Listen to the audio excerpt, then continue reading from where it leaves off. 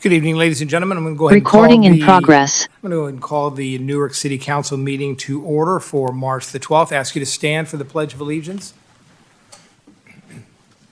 I pledge allegiance to the flag of the United States of America and to the republic for which it stands, one nation, under God, indivisible, with liberty and justice for all.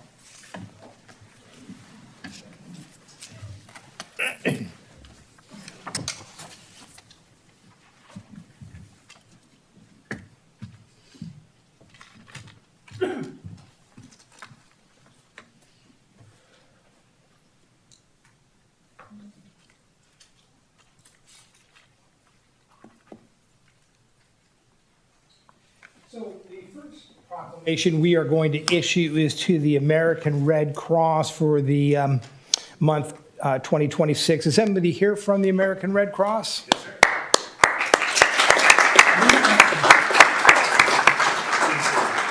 To see you give blood today. I did not give blood today. Okay. Come on over here, my friend. Let me have a show of folks in the audience. Who all has given blood to the American Red Cross?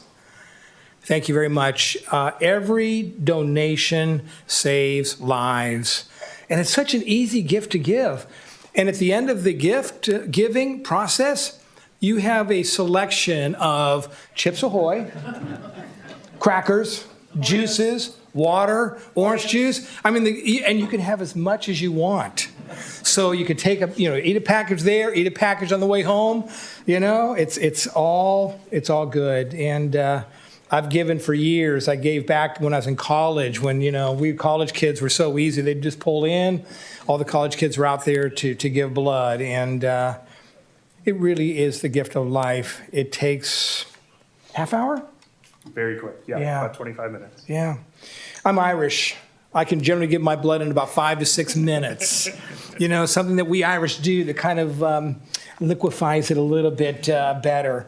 But I'm really proud to recognize the American Red Cross, not only for what they do in terms of collecting blood and donating blood and plasma to those that are in need, but anytime we have a disaster, right, anywhere in the United States, the American Red Cross is there to help folks. So we really appreciate them for their many, many years of service, not just to our community, but to the nation. Whereas March is American Red Cross Month, when we honor our neighbors who make it a humanitarian mission possible in Newark. Every day, their acts of kindness change lives, bringing relief, comfort, and hope when help cannot wait. The compassionate spirit runs deep in our community, just as it has for 145 years.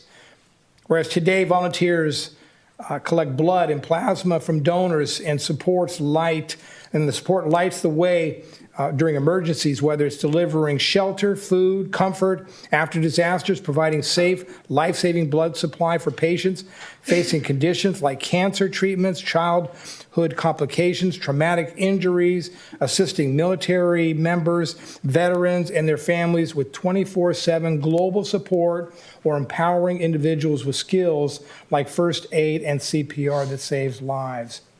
Whereas with 2,223 volunteers just in Alameda County, the American Red Cross assisted or responded to 141 disasters, assisting 286 families.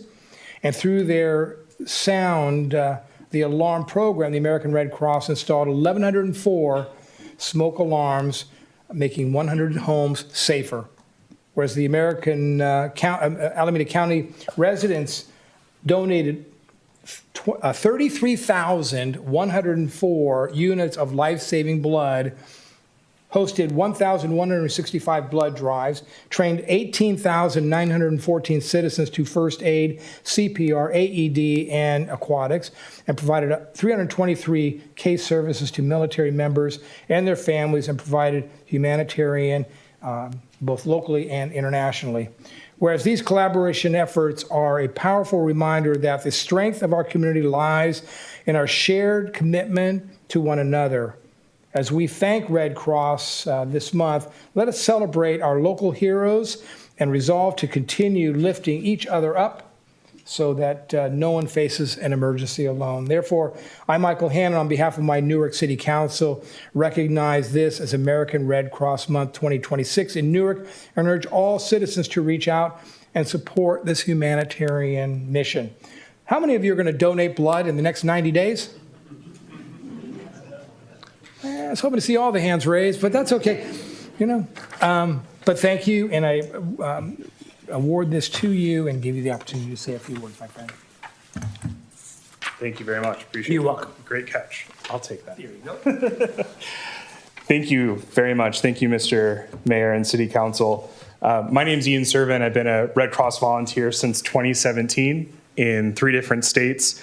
It is a great honor to be here today and to accept this proclamation. Each March, like you've just heard, we celebrate the people who make our mission possible.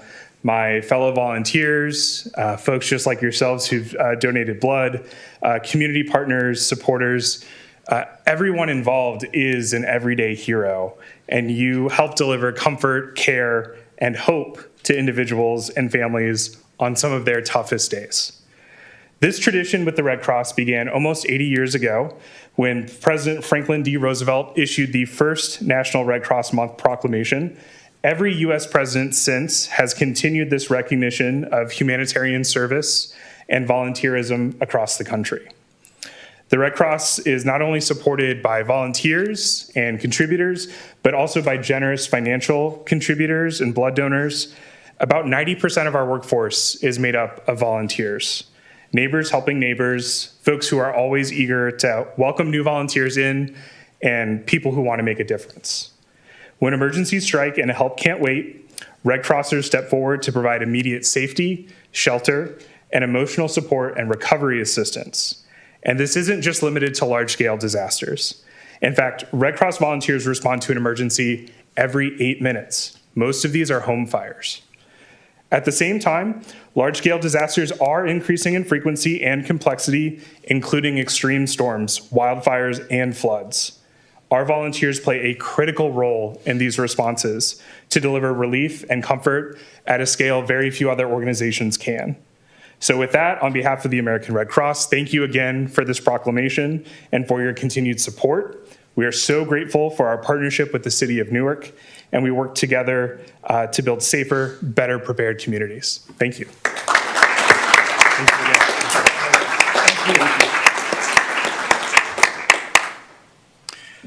One more piece of trivia regarding donated blood. For those of you that are O negative, which I am, we O negative are so generous, we can give our blood to anybody. Anybody can get O negative. But you know what? We can only get blood from O negative. So that's just kind of the unselfishness that we O negative people continue to provide to our friends and neighbors. So thank you to the American Red Cross. Your efforts are greatly appreciated. The next commendation is one that I'm really, really proud of. It's always an honor to recognize youth in our community, and this was really an incredible opportunity that we have to share with you tonight. I would like to ask the following people to come up and join me. Brandon Uyeda, the senior lifeguard, Yesenia Sandoval, James Isaac Taylor, and Shauna McAvoy. If you could all come up and join me.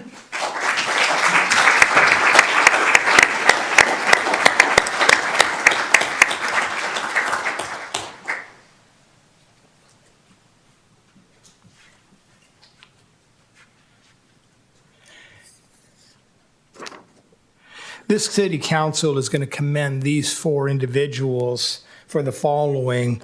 The city of Newark is committed to ensuring the safety, well-being, and quality of life of all of our residents and visitors. Whereas the dedicated staff members of the city of Newark consistently demonstrate professionalism, preparedness, and a steadfast commitment to public service. Whereas on a recent occasion at the George M. Silliman Activity and Family Aquatic Center, staff members observed a woman in distress in the swimming pool and immediately recognized the seriousness of the situation. Whereas Drawing upon their training, vigilance, and sound judgment, staff responded swiftly, implementing established safety protocols, rendering assistance, and ensuring that emergency preparedness and procedures were properly followed.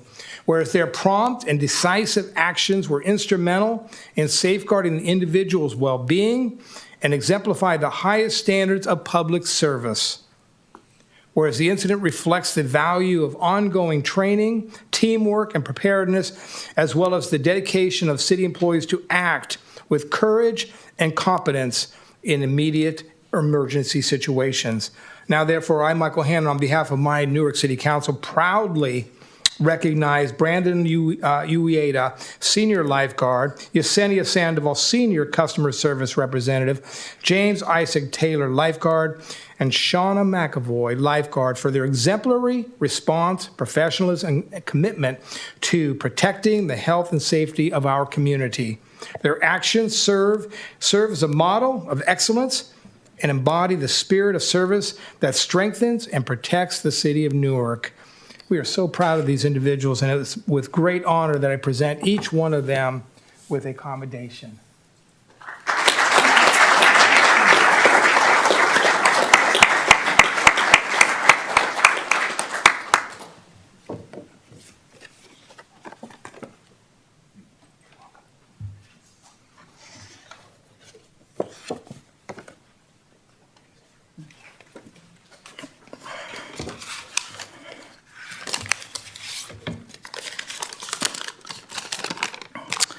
All right. Good evening, Mayor Hannon, members of the council, City Manager Benoon, Assistant City Manager Havorka, and our Newark community. It's with great honor and gratitude that we stand before you today to receive this commendation. My name is Brandon Ueda, and I'm a Senior Lifeguard with the Recreation and Community Services Department. While this is our daily job and what we are trained for, we would like to thank the council and everyone on the city's executive team for inviting us to be here tonight and recognizing the hard work we do. We'd like to also give a special shout out to Recreation Supervisor Kevin DeFranco and Recreation Coordinator Ryan Storms for always supporting our team and providing us with the tools and training to be successful in what we do. Without that, we would not be where we are today without their support. For those of you who don't know, we have a pivotal role in keeping our community safe. The definition of lifeguard is simple.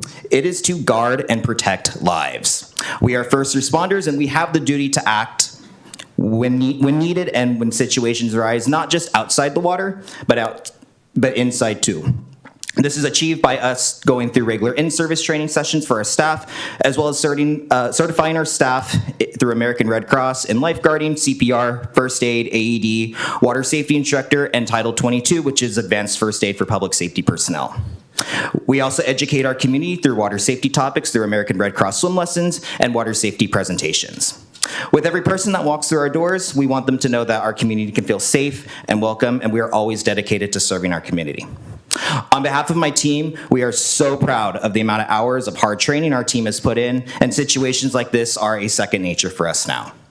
While we hope emergencies don't happen, every second counts when one does happen, and they can happen to anyone and everyone at any time when you least expect it, and is again our job to act at once. Once again, we are super grateful to be here this evening, and we know we have our community's continued support. Thank you.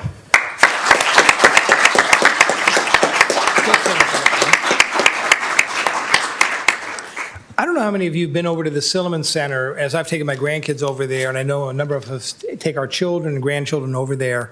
But if you're over there on a Saturday, when there's hundreds of people in those pools, and to watch the professionalism and the focus of the lifeguards, as I've had the opportunity to do, these are true professionals who are really learning at a young age what professionalism is all about, what customer service is all about, and more importantly, how can I give back to my community as they do week in and week out. So I just want you to know how proud we are of your efforts, and know that the job that you do every day, though you may not save lives every day, there's always that potential. And the fact that you're ready to jump in there and help somebody, that's what Newark's all about. And we appreciate you for all the work that you do. So thank you. Absolutely.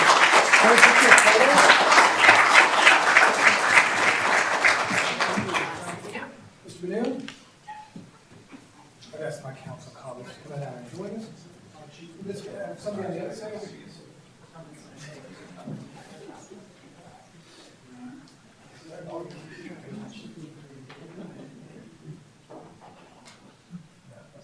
right. 1, 2, 3. Please. And you can look at the other camera. Can we bother you from the other lifeguards that are here? So yeah, other lifeguards, Yes. friends. You're gonna have to squeeze. We'll squeeze. Take a knee.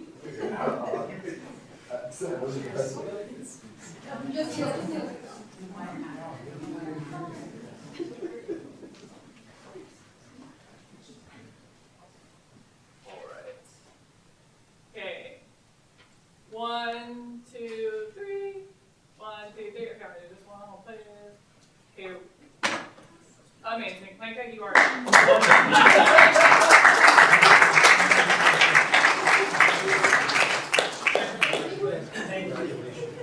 Congratulations and happy birthday. Birthday, huh? I'm okay.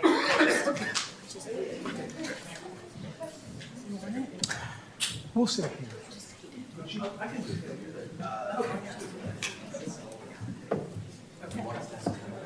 Yes. Yeah. We'll stand. We're going to stand. I was going to have us go down there while he does the recognition with the employees, but I figured that's a 20-minute stand.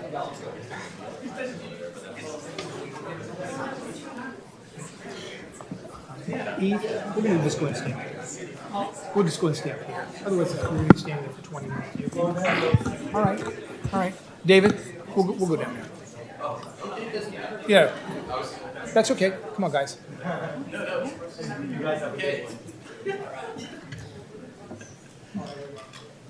Perhaps stand here with me. Okay. Oh, we can stand right here. We can all stand together. One group, yeah.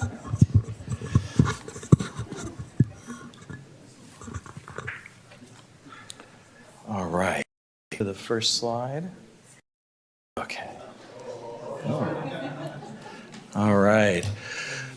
Good evening, Your Honor, members of the council, members of the public who are watching this meeting this evening.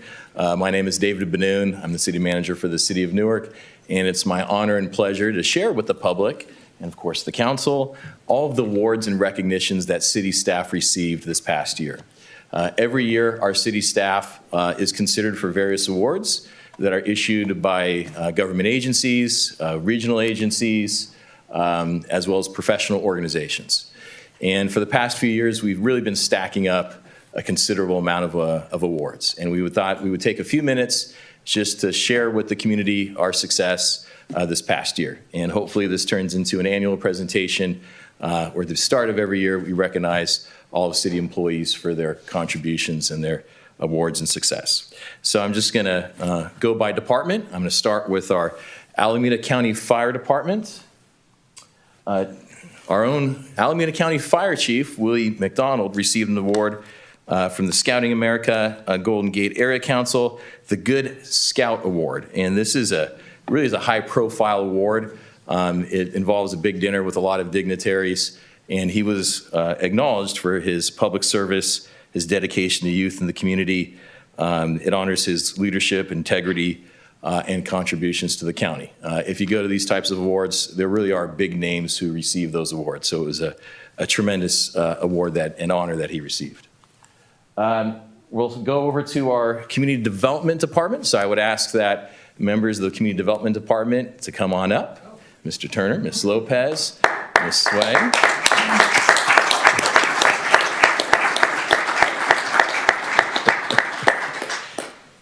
Probably should have asked you to bring the awards because and the timing is a little apropos. We have the Oscars Sunday night, so I am not as funny as the host. Is it Conan this year? I'm not sure. So this department received 2 awards. By the way, this is our Community Development Director, Mr. Stephen Turner, Senior Planner, Carmelissa Lopez, and Deputy Director of Economic Development, Ms. Angela Sway. This department received 2 awards. I'll start off with the first one. Last year, the American Planning Association for Northern California recognized our department for their considerable work on the Old Town Specific Plan. This was an award of merit. This really was a long and lengthy process and involved a lot of community engagement. And this specific plan will help guide the development there in Old Town and hopefully spur to revitalization in that area. We want to see a vibrant, walkable district and future economic sustainability. So absolutely awesome award. Congratulations. Well received. Well earned. The next award from this department is an innovative program. We started what we call PPRR, Plan, Prepare, Respond, and Recover Initiative. We received an award from the California Association for Local Economic Development, otherwise known as CalEd, also an award of merit for that initiative. This initiative is something the city started a few years ago and enhances citywide preparedness, response capabilities, and recovery strategies for our local businesses and residents. This team went out into the community, met with local businesses, and set up the really life-saving training, and that was very well received by the community, and the honor, of course, is well earned. So if we could please give a round of applause for this department.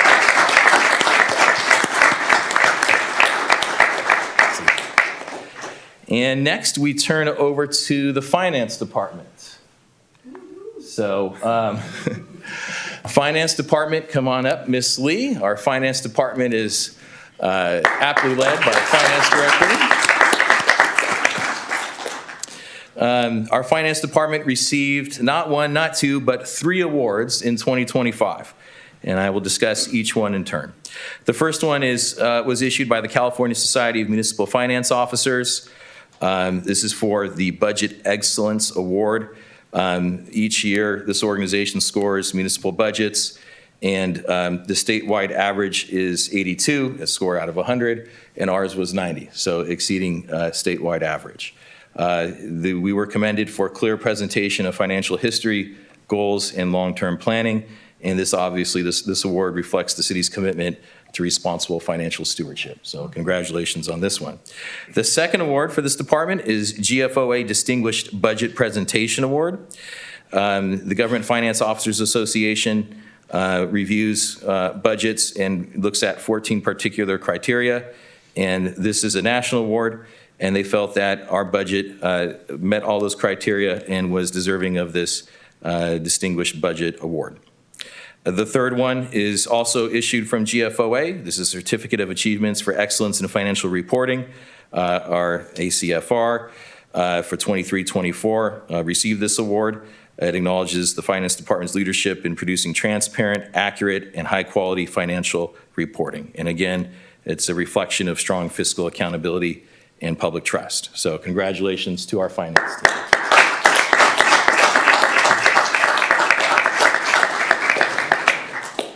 Not to outdo, but our IT department did not receive 2 or 3 awards. They actually received 5 awards. So if our representatives from the IT department can please come up. Nice tie, Krishnan.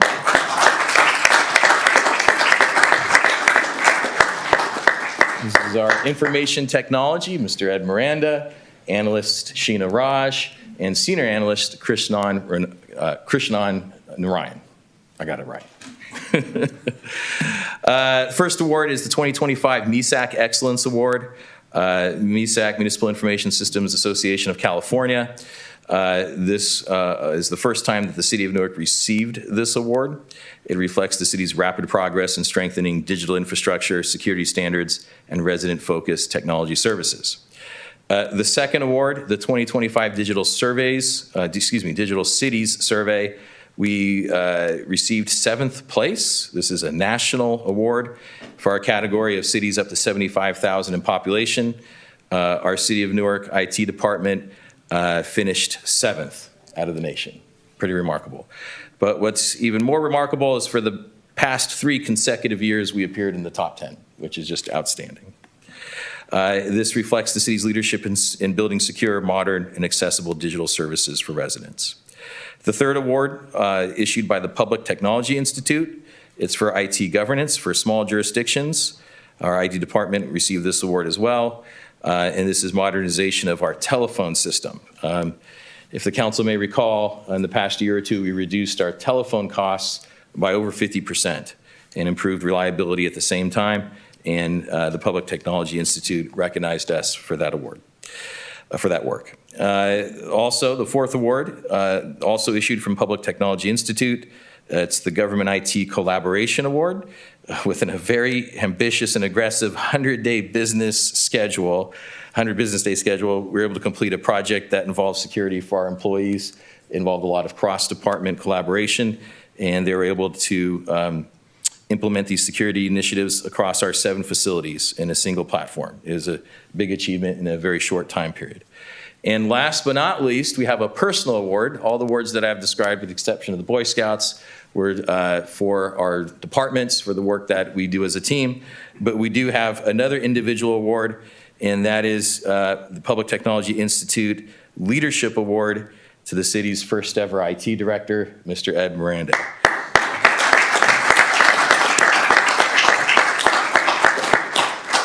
Mr. Miranda has been with us for about 4 years, I want to say. And he's really, as the city's first ever IT director, he's really transformed our IT department and put his mark on our organization. He brought on incredibly competent staff and made significant strides in cybersecurity, as well as our platforms, so we can work more efficiently. And all of that work was clearly shown in issuing this award. More than justified. We're very appreciative of the work that you do. Clearly well-deserved. So if we could give a nice round of applause for our IT department.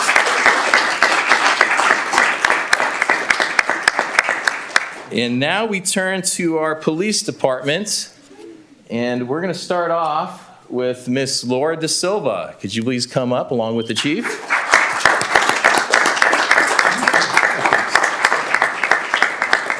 Why don't we invite all of our police department, I'm sorry, come on up.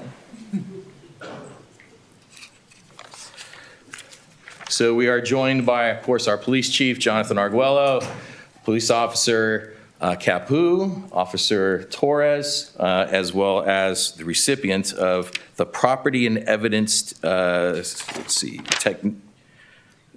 Officer of the Year. Property Officer of the Year, there it is. So Laura Da Silva in December was recognized by the California Association for Property and Evidence, the NorCal chapter.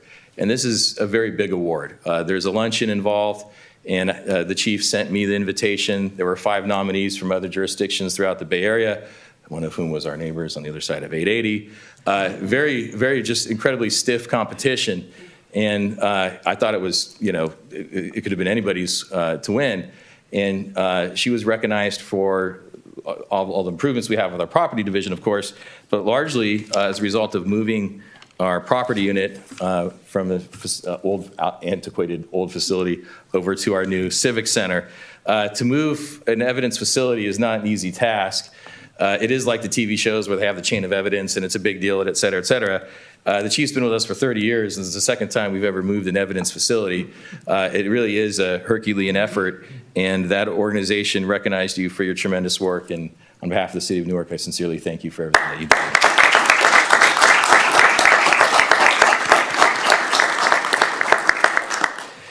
And 3 officers in 2025 were recognized for what we call 10851 CVC Investigations Awards. This is issued by the State of California Highway Patrol.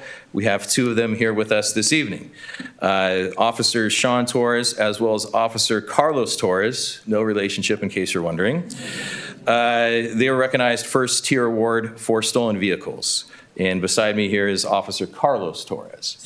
Sean Torres is going to be with her this evening.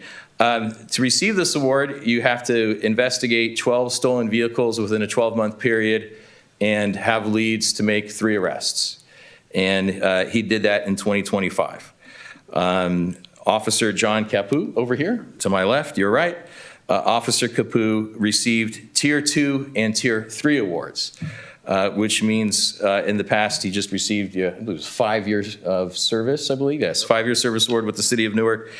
So that essentially means that during this 5 years with the city of Newark, he's investigated 36 stolen vehicles, and that has led to at least 9 arrests in such a short period of time. So thank you for all the work that you do. That's awesome.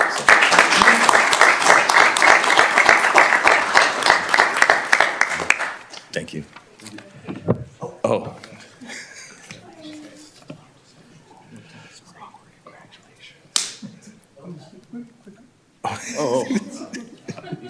I want to stand next to the guy with the great mustache. All right. I know that. Oh, the white Tesla. Cool.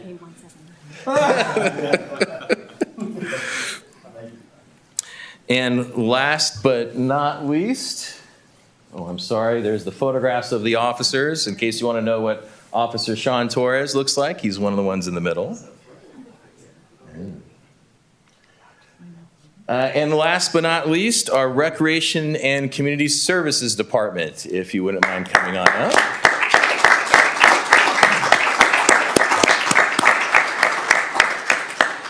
We are joined by Interim Recreation Director Roy Gonzalez, as well as 3 supervisors, Ms. Cheryl Galvez, Mr. Kevin DeFranco, and Ms. Jasenia Taimani. The California Parks and Recreation Society issued a Marketing and Commendation Award of Excellence in 2025. It's amazing, very innovative. Staff spent a lot of time putting together a coloring and comic book series.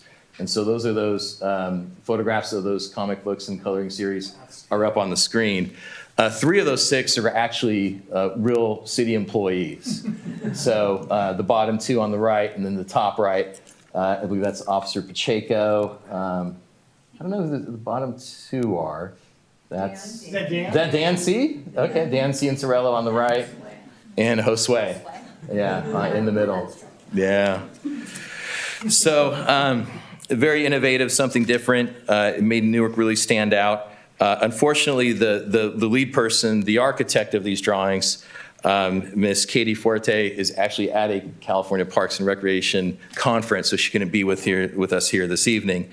But it's an incredible award, and thank you everybody for your work on this.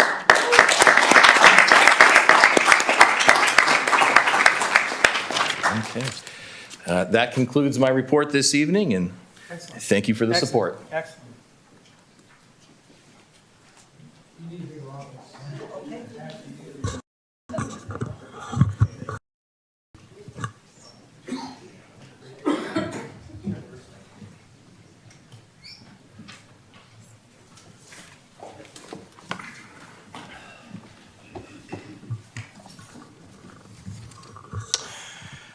Public service is a hard job.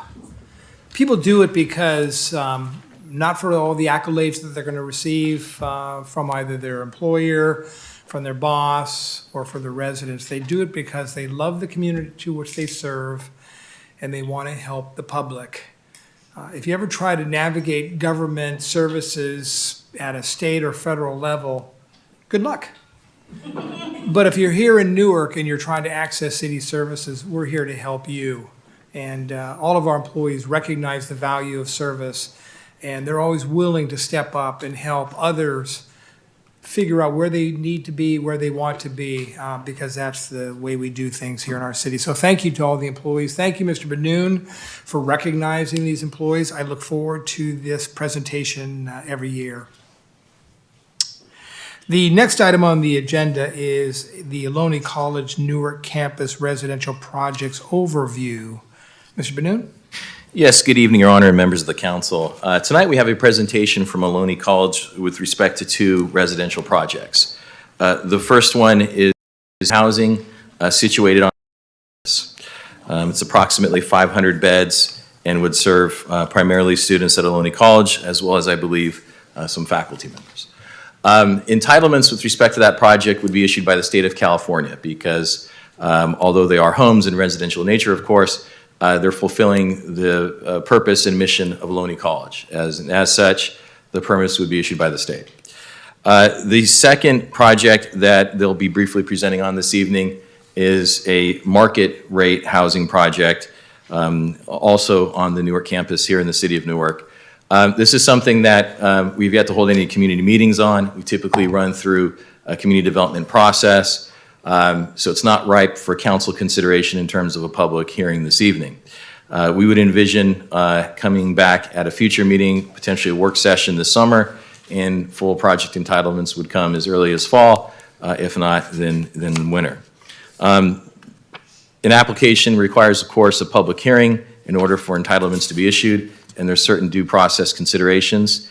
Before we invite the representative from Ohlone College to come up and speak, and we thought it'd be appropriate for the city attorney to briefly provide some parameters of what the discussion can be with respect to the second project this evening. Counselor?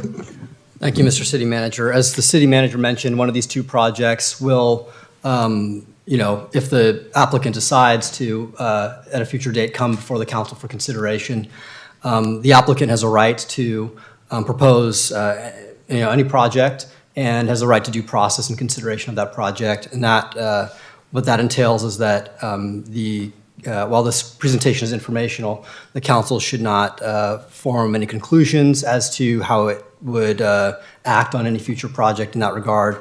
That should occur only after a public hearing occurs in the future. So the recommendation tonight is that the council accept the information and certainly ask clarifying questions as deemed appropriate by the council. Thank you. And with that in mind, we'll begin the presentation with the president of Ohlone College, Mr. Charles Sasaki. Mr. Sasaki, you have the floor, sir. Good evening. Thank you, Mr. Sasaki. Thank you. Well, I get applause. Mayor Hannon, City Manager Benoon, and City Council, it's a pleasure to be here tonight. My name is Charles Sasaki. I'm the proud college president and district superintendent of Ohlone College. Upon becoming president in 2023, I set as one of my 4 priorities the expansion of services to all 3 cities in our district. Our college for too long had been a college known for services only to one.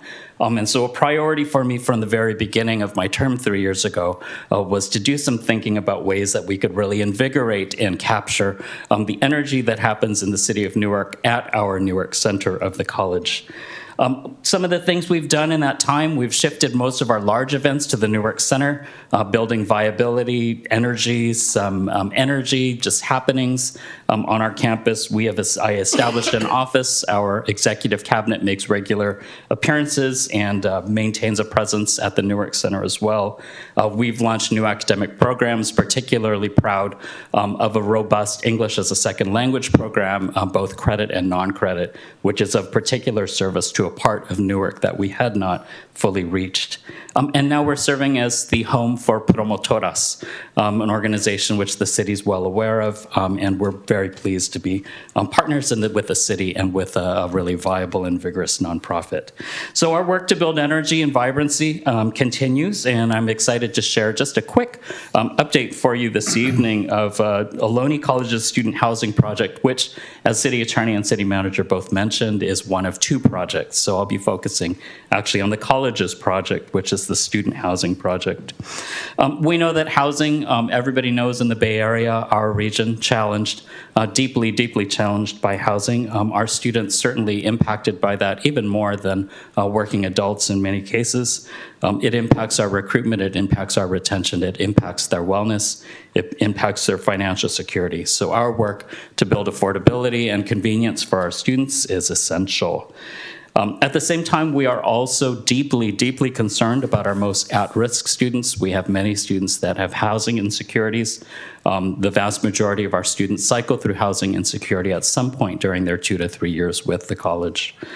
So as I mentioned before, you will be hearing about 2 projects. The first project is our student housing project, and we will be talking also about a separate development on surplus land for which the college has no use and upon which we are premising our future financial security from lease payments back to the institution. Some quick facts about our student housing project. It is a 500-person housing complex of 163 shared units.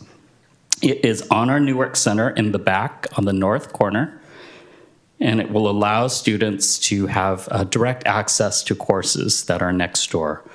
So we're not planning to expand the college facilities at this time. It's an expansion of the housing complex that's attached. We believe that this will not only provide housing security for our students, convenient opportunities to get an education and reside nearby. It builds economic viability for that portion of Newark, and then also allows the college to expand our academic programs by building a larger student population. We have a lot of operational elements to still work out as it's currently conceived. It's primarily for full-time students. The units range from studios to 4-bedroom. The range of residence life properties look different from when I went to college, where it was just everybody in the long hallway with twin beds and, you know, paired up.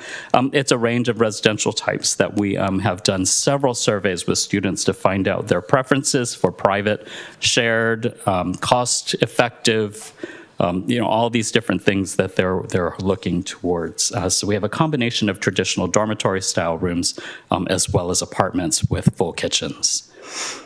We do intend to be good neighbors. The state of California encourages public colleges to aspire to LEED certification, and you may know that our Newark Center was the first higher education facility in the country that attained LEED Platinum status. So that was a very early commitment that the institution made that has been very challenging to continue to manage, but something that we are very proud of and something that we will aspire towards again for sustainability.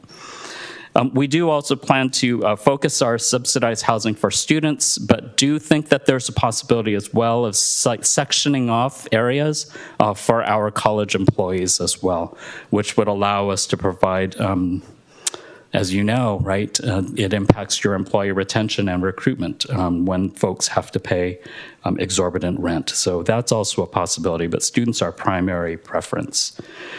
So our work, student-centered, sustainably designed, community-focused, really excited about continuing to build our community with Newark to truly be of service to all 3 cities in our district. And at this time, I'd like to call on Vice President of Administrative Services, Rana Finch. Thanks. Thank you. Good evening. It's great to be here with you. As President Sasaki mentioned, I'm Rena Finch, Vice President of Administrative Services. I started with the college just in December of 24, and I came from the State Chancellor's Office for Community Colleges, where I had overseen all financial and compliance reporting for the state, over $13 billion in annual allocations for all of our community college system, and all of our capital outlay bond-funded, state bond-funded programs for all of the construction on our community college campuses statewide, including a new program that we had just started at the state for student housing. It started out as a grant-funded program where Ohlone actually benefited from. We got a planning grant at Ohlone to start this, thinking about this project, and then that statewide program shifted to lease revenue bond a funding source, and Ohlone went a different way. So I'm going to share just a few more details about this project. We've been in Newark for over 60 years, and I want to say that we've seen an increase just recently in high school students from Newark really enjoying and taking advantage of Ohlone College being right here. We've seen over 381 of your Newark Memorial High School students enrolled at our college. We have a career center that is on the Newark Center campus, and that's been very helpful for folks to connect their education to their ultimate life goals and make those connections. Our Newark Center opened in January 2008. We have 81 acres there, which is more than we can use. Again, we're the first LEED Platinum college. President Sasaki said in the United States, it's on the planet. Let's be honest here. So we're setting a cosmic goal. We have great programs around sustainability. We've got biotechnology, environmental studies, physical therapist assistant program, registered nursing, and a respiratory therapist program that are all centered at our Newark Center. We have ideas about how we're expanding. It includes the student housing and the market rate housing that you'll hear a little bit about. But also, in the future, we think because we'll have all those people in that vibrancy there, we're probably going to add more programs, and we'll consider what else we need to do to expand our offerings and our footprint on those acres. So this is a visual. If you were a bird looking, down on the campus, the top right, you see it looks kind of like a little spaceship. That's the existing campus, and then the more vibrantly colored gold and green, those are Ohlone colors. That is our student housing footprint, and then the sort of orange and blue, the more muted colors, that's what we're envisioning as the market rate housing project. So you can see it really fills up that space and brings a lot of folks there. We got into this because our board really wanted us to be providing a good, safe, and a local housing option for our students' employees. We know that our students have housing insecurity concerns, and we think having this housing here is going to really help with our recruitment both locally and also from out of state and internationally. So we've set this up as a public-private partnership. So the spider web of relationships you see here has Ohlone College at the top. We have a single relationship with our nonprofit partner. That's CFP3, and with them we'll have a ground lease and a coordination agreement. And then that nonprofit partner will be hiring and working with the developer, the property manager who will do the day-to-day operations in the student housing facility, and also the nonprofit partner also goes out and gets all the financing and runs the bond for us. So that actually protects us a little bit. We have a little less risk, but we still have a lot of say in how everything happens.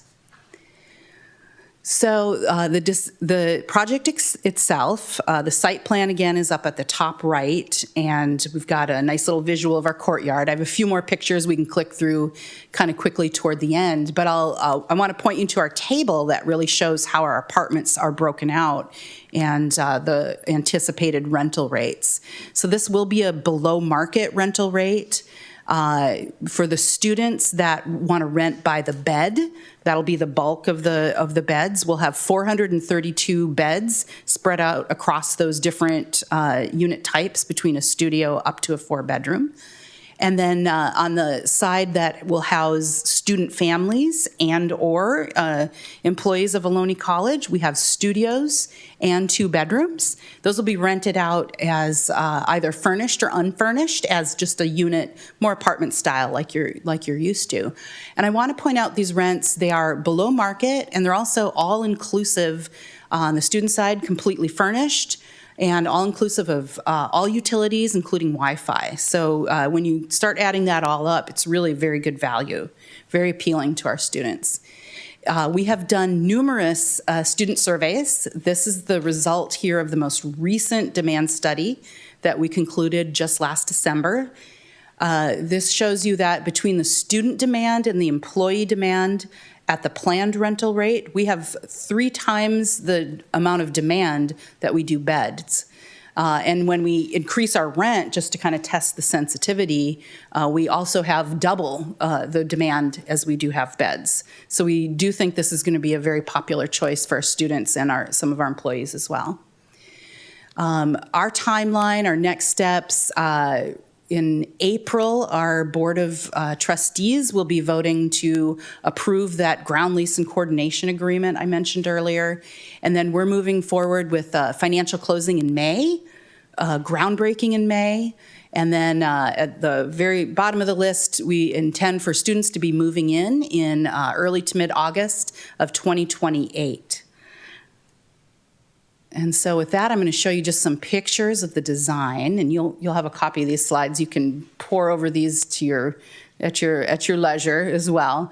But this picture shows that bifurcation of where we're going to be having the student housing on one side, rented by the bed, and then a little separation for those employees, older adults, possibly some students with families on the apartment side, so they have a little more privacy. The first floor layout, we have not just bedrooms, but there's also lounges and study rooms, other amenities that will be, throughout the floor plans. The second and fourth floor plan, this is a 4-story building, by the way. And just some renderings of how welcoming we think this will be, with a lovely courtyard, places to lock up your bike, a beautiful courtyard to play games, play chess out on those tables. I guess we're going to have bean bags in the courtyard. We'll see how that works out. And then with that, I want to turn it over to our partners who we're working with to develop the market rate housing portion.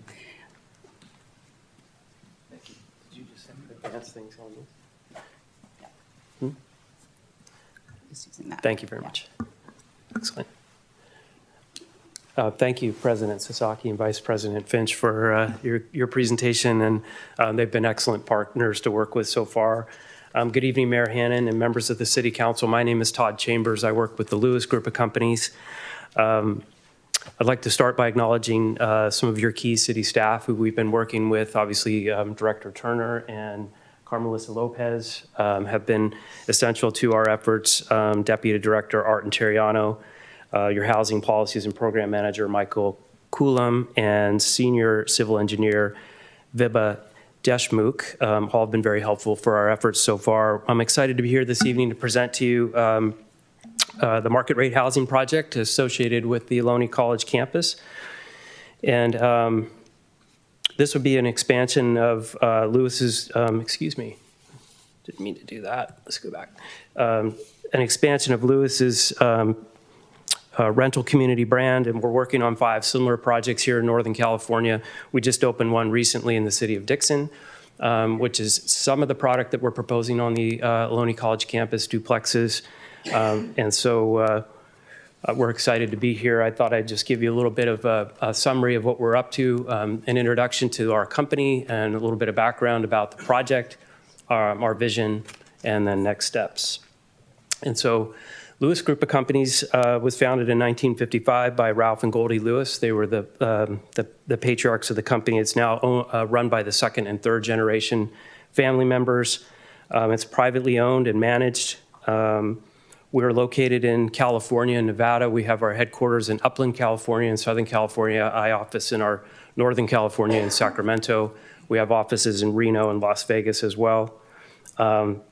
Since Lewis's inception, we developed numerous master plan communities. We do a lot of retail, as you can see on this slide. 24 million square feet of retail, typically grocery anchored centers, but we also do work with, right now we're working on 2 Costco's, so our retail group is very busy, and 13,000 rental units that we own and operate as a company.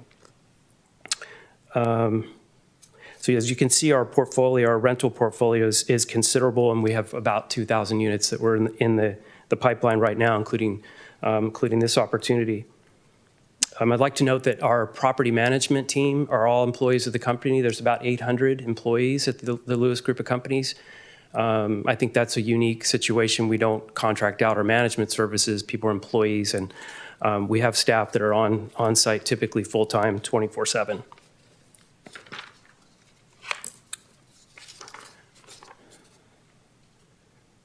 Let's see here. So I wanted to give you a little bit of background about where we are. And in 2010, the city adopted the Newark areas 3 and 4 specific plan. We are in area 3, sub-area F. As you can see on the exhibit, sub-area F is just to the left of sub-area A is where the college campus is. In 2022, Ohlone College updated its facilities master plan, which includes some language here out of the master plan, the potential for a market rate housing project contemplated by a private developer on leased district land on the east side of the reserved area. And on this map, you can see that's kind of the purple under Lot C is the area that they had reserved and where we're focusing our attention.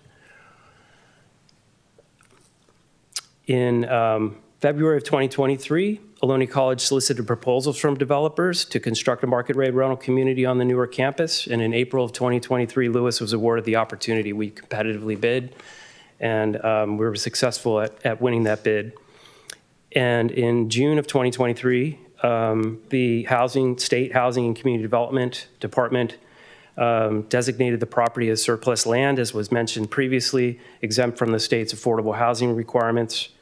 In October of 2023, we submitted our pre-application, our very first application with the city, and we've been working with city staff ever since, and we've had several applications that have gone forward. We've had lots of meetings, and we've had site visits. In fact, We were able to steal away Art and Carmelissa in Southern California for a few hours while they were there on a conference, a planning conference, to come tour one of our communities there that's the same product that we're proposing here, so we could give them a feel of how it looks, lives, and feels, and the quality that Lewis brings to our projects. In December of 2025, just recently, we received our formal planning application was deemed complete by the city.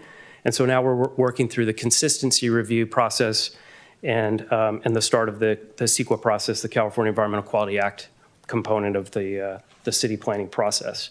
So this exhibit shows generally our development boundary. And when it first started, we were focused more on I'll say the right side of the screen, and you could see the squiggly line is improvements that the Alameda County Flood Control District did to widen that channel that was a linear channel at the time. They moved a lot of dirt out of there and made a lot of improvements, but they also squeezed down the development area that we had anticipated. So we worked with the college to expand around the corner to parallel the railroad tracks, and we think that makes a better kind of circular component along with their student housing project. So this is the site plan for our proposed project, which we call Harvest at Newark. And the black lines that are in the upper left-hand corner represent, that's the student housing line work for their project.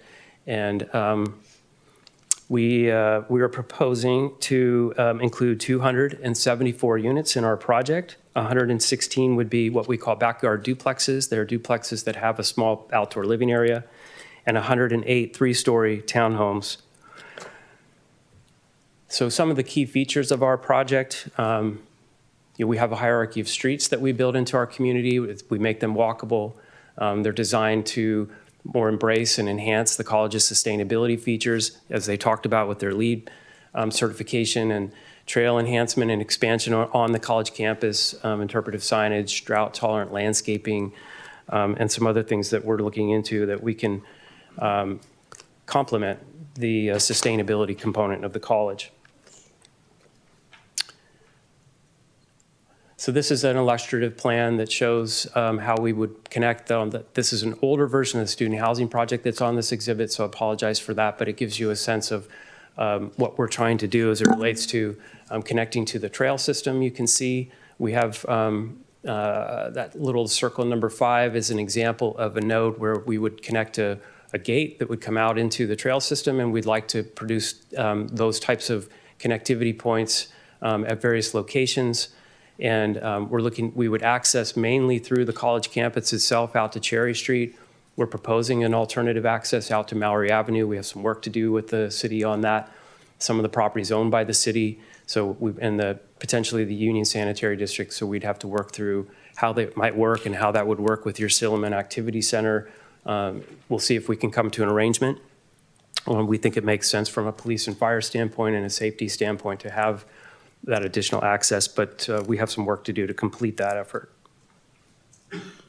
I wanted to just give you a brief overview of the homes that we propose. So these are the duplex homes. As you can see, they have direct access as garages, and in the lower left-hand corner of this exhibit is an example of the outdoor living space. These are photos from our project in Dixon that we just opened, so they're recent, and this is exactly what the product looks like that we're proposing from the duplex perspective. It's, in a typical apartment community, you're going to get maybe 70 square feet of a balcony or a courtyard, and these are a minimum of 145 square feet of outdoor living space. So we feel that it's a nice amenity for our residents. This is an example of our 3-story townhome product that's in Southern California. If you can see how it fronts onto sidewalks, how you access garages, how it looks from the street. And in the upper right-hand corner is an example of a courtyard feature between the buildings. And Lewis does a very good job of quality of landscaping, attention to detail. So we think what we would bring to Newark would be an excellent addition to your housing product. Wanted to show you some examples of our community clubhouse. And so we have we do a kind of a very nice fitness center, community building. That lower left-hand corner is more of a game room type of scenario. This is an example of our pool and spa deck. So we try to do a little bit more resort-style living is the way we like to do it. We put a lot of emphasis on, again, landscaping, seating areas. These are what I'm calling grilling and gathering, but outdoor living spaces within the community. So places where people can actually gather. And so people aren't just living in their units. People in our communities get out and they meet their neighbors and they do gather and talk. And we like to have a lot of sitting areas to promote that. Our residents typically have dogs or maybe kids, and so we typically provide a pretty robust dog park and washing station for our residents and play areas. These are examples of those. Walkability is a big component. We'd like to be able to have our project connect with the college and be able to walk to the Silliman Center. There's not a lot of retail to walk to in the area, but at least there's those types of opportunities for folks to use. And just a summary of key project components. We opted to process our application through the city for our entitlements, not work through the college. We'd like to get the city's support for what we're doing. We're going to be here for a long time if we're successful. And so we want to make sure that you all are supportive of what we're doing. Obviously, it directly supports the college's financial stability, and that's why we're here. Part of why they initiated this process is so that the rent that we would pay the college for leasing the land over time would help them be successful financially. Our company has a proven history of delivering quality communities. I think if you toured any one of our communities and talked to our residents, you would find that. Again, our property management team is award-winning, and I think if you talk to our property managers, you would get a sense of the quality that they bring to residents there. We conduct substantial market research, and we looked at what was lacking here in the city, and so we feel that this is a niche that's a product that you don't have. We do a lot of focus groups with our renters to establish what works in communities and what does not work, and that's an ongoing, continuous process so that we can continue to improve. We believe this complements the college's student housing initiative and helping to create a functioning campus on site. And so we're very excited about the opportunity. I really appreciate you listening tonight and your consideration. We'd love to be a member of your wonderful community. It's clear by what went on earlier tonight with the presentations that Newark is in a big area but a small town. So thank you very much for your time. Thank you very much for the presentation. You're welcome.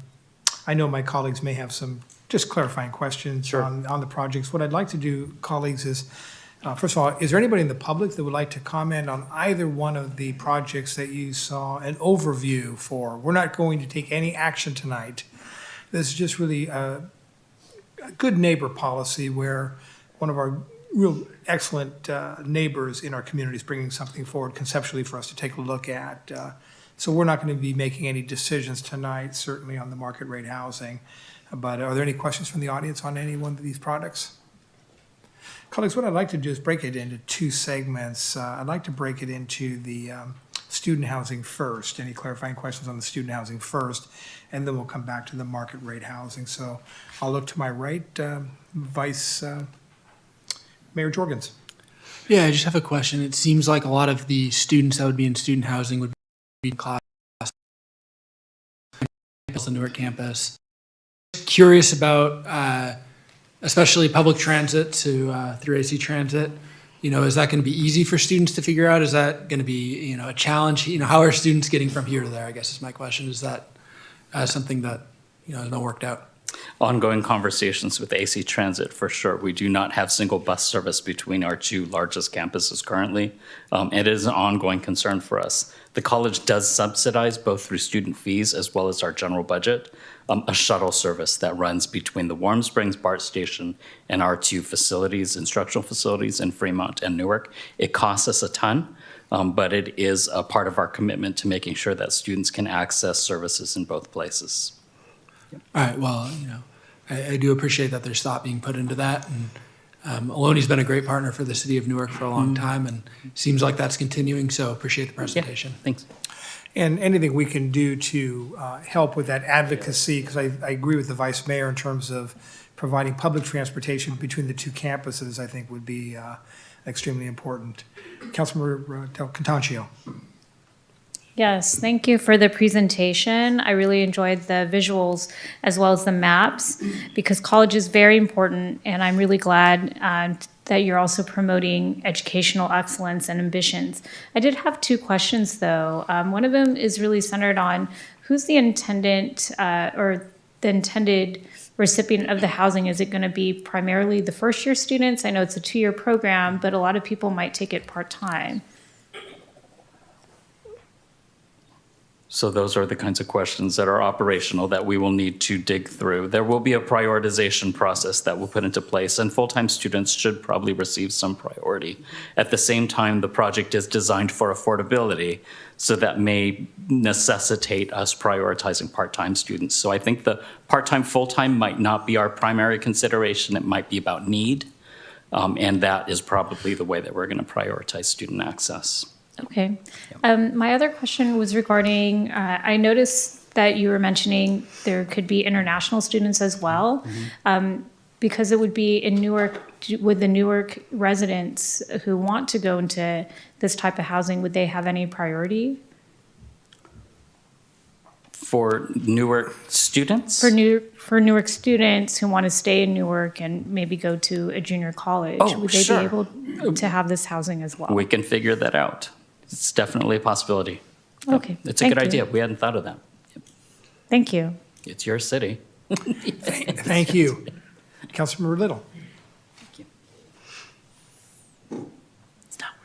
So, President Lasaki, you know I'm a huge fan of what you do. You know, I love everything Thank that you and as I'm also a community college professor myself, so I'm very excited to see this happening. A lot of great changes in community colleges. It's not just 2 years anymore. I'm really proud of the changes that the California Community College is doing as part of it myself, so I'm a little biased. So thank you for that. Quick question. So we are going to have, I heard you say apartments with food. Are we going to put in a food plan or a cafe or something else? Because now that we're offering residency, that's something that's actually important.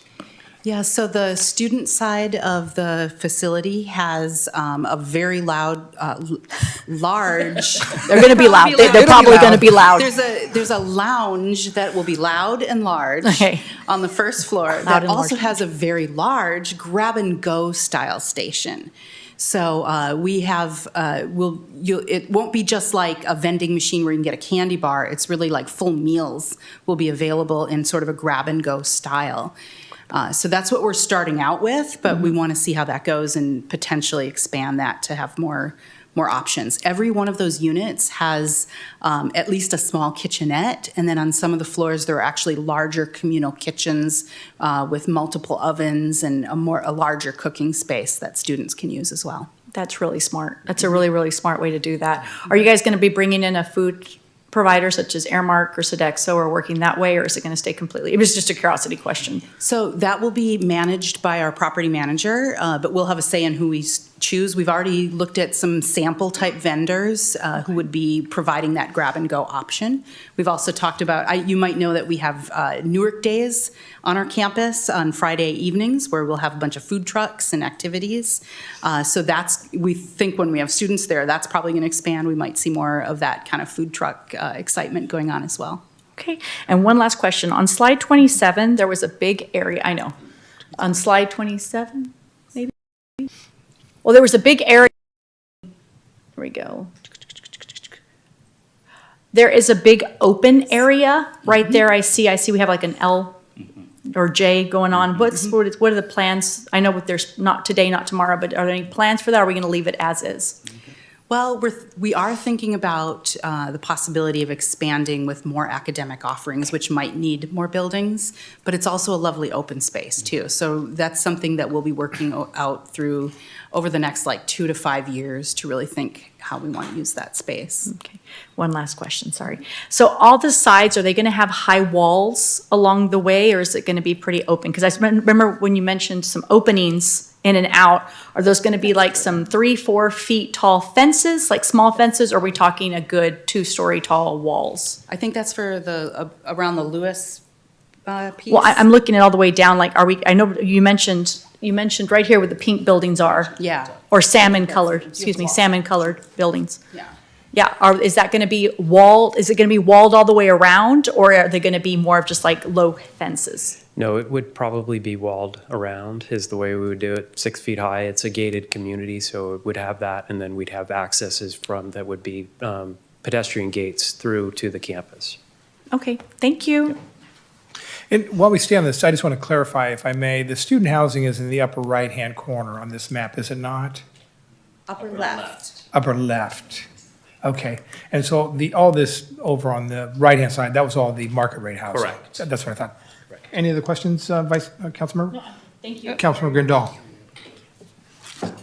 I'd like to echo my fellow council members' comments about the ongoing positive relationship the the college has with our community, and it's something we really welcome seeing expanded even further. So limiting my comments here to the student housing.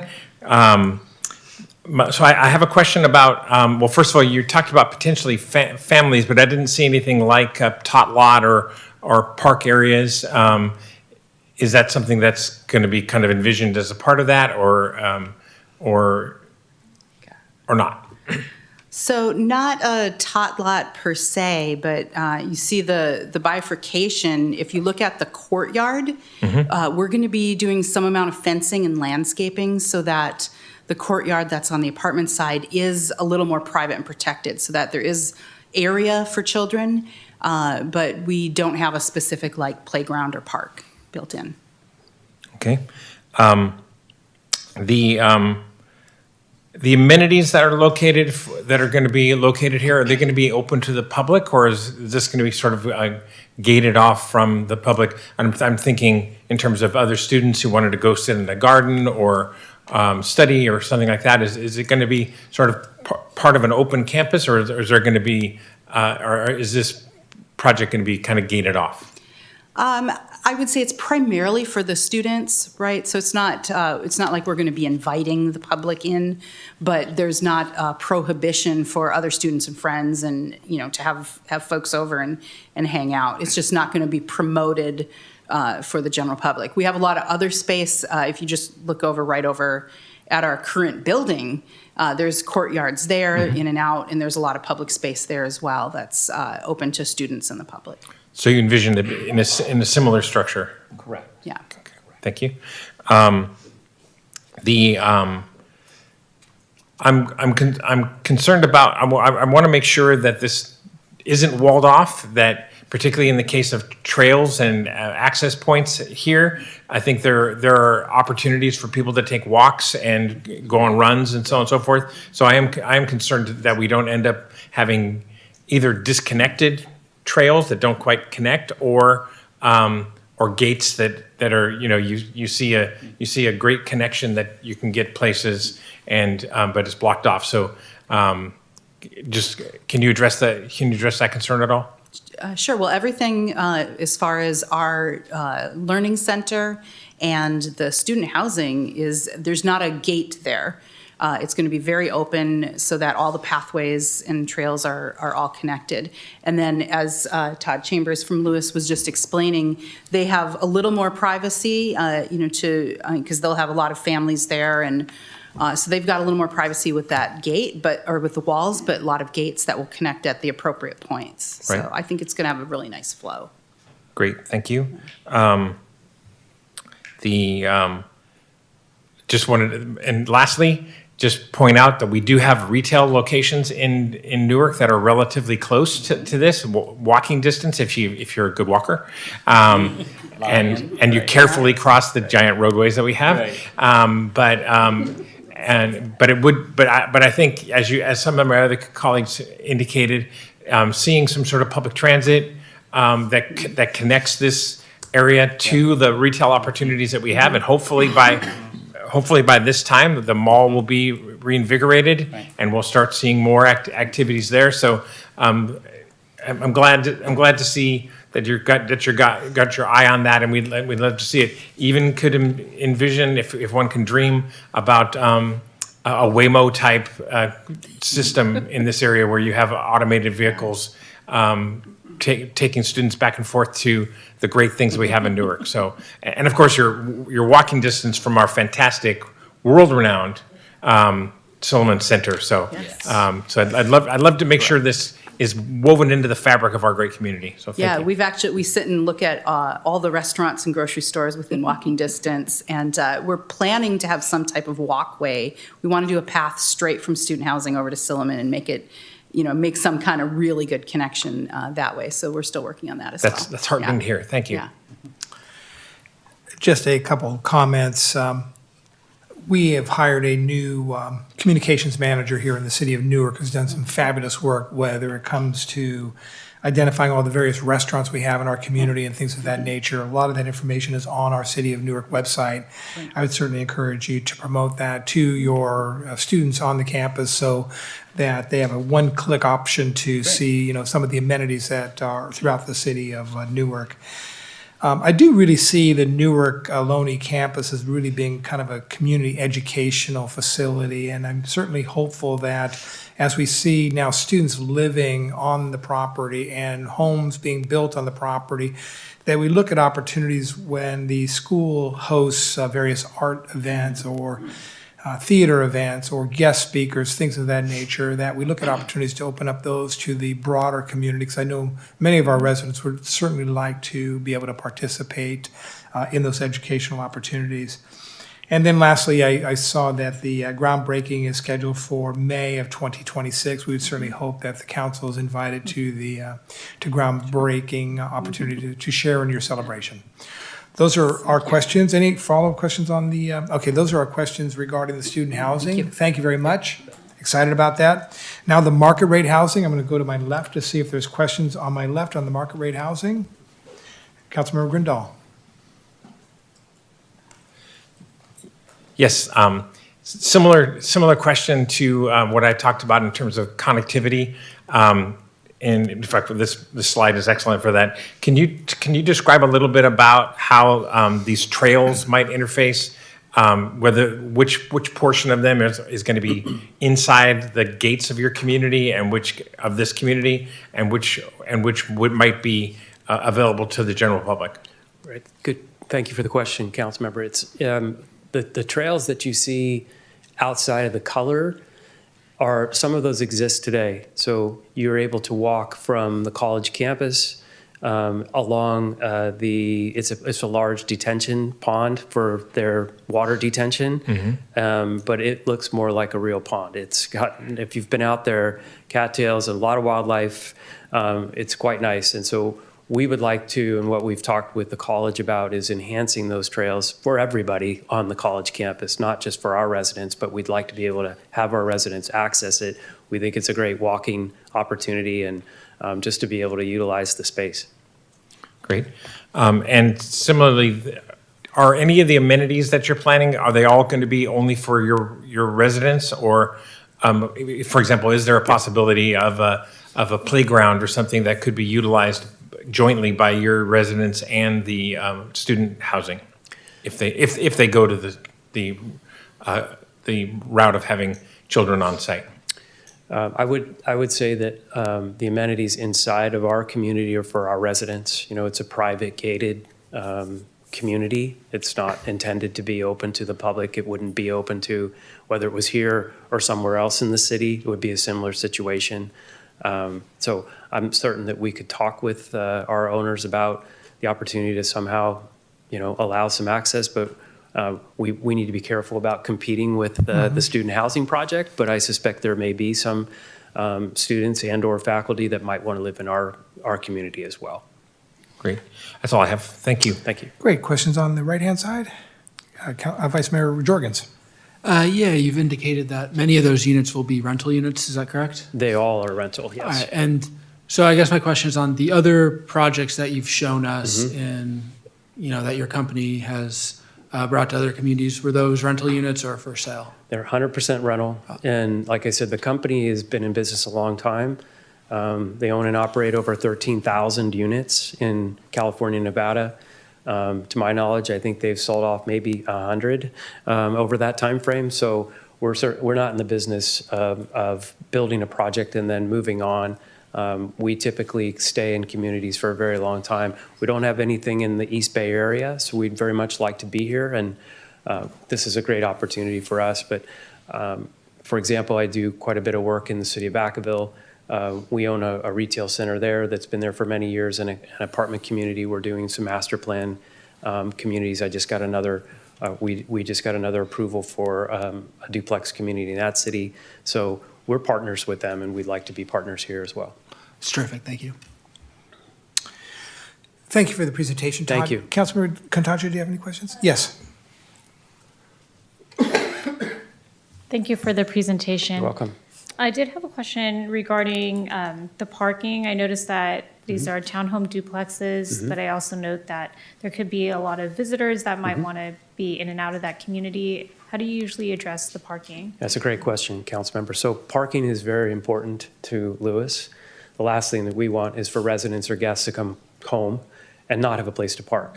So each unit has like I said, a direct access garage. Most of the units are two-car garages. In some cases, the smaller units will have, so our units range from 1,250 to 1,850 square feet. So they live more like a single-family home than they do an apartment. If you have a single-car garage, you have a parking space that's partially covered right next to your unit. And then we provide substantially more guest parking than what the city's requirements are. Thank you. You're welcome. Just a clarifying question. I think, Todd, you mentioned there were 274 units, if Correct. I recall correctly. Yes. Could you break down the number of duplexes and townhouses again? I can, may have got yes. that wrong. I want to make sure I get it right. I don't have it on the top of my head, Sure. but I believe we have 108 of the units are the three-story townhomes, and 116, no, that's not the right math, 108 and 166 are the backyard duplexes. That's why my math didn't work either. Yeah. Because I thought, 274, that didn't no. work somehow, so Sorry thank you. about that. Yeah. I think you've have a beautiful product, so I want to commend you on that. Thank you very much. Thank you. I do want to emphasize that this council, over the last number of years, has really focused on affordability. And I know that the college is looking at this as an opportunity for addressing some revenue issues that they're dealing with and have dealt with over the last number of years. And though the council's not making a decision today, I certainly would encourage you and the college to maybe sit down and seriously consider some affordability component to the apartment complex. That would be my request. Okay. Any other questions? Thank you for the presentation. Thank you. Thank we you look for your forward time to the tonight. groundbreaking. Yes. I just have one quick question. So I'm noticing right in the connection, it's going to be easier for me to point it out. That's fine. With my fancy. Right Yeah, there. the Is little- that a walking area or is that just a passage through area? It looks. Are you looking at the little square that's Little vacant? square, yeah. It looks That- like a passage area. It's It's a good pickleball question. court. No, I don't say wish. that. That little piece of property is owned by the Alameda County Water District, and they have a water well that's on that property. And it's a desalinization well. It's not potable water, but they own that piece of property on the campus. And so they have easements that allow access to that parcel through the college campus. And we've had many conversations with the Water District about accommodating their need for access. They really support what we're doing, especially if we can get the access to Maury. It will provide them a much easier path to get to their property. But we worked with them on what can we do next to your site? What's the least impactive? They were worried about maybe things like noise from their pump or something like that. So we tried to set our buildings back a little bit from it. They're allowing us to put parking and landscaping in front of their property because they have an easement there. This is like the little mountain area, right? No, this is flat. It's next to the mountain area. It's a little, okay. So Yeah.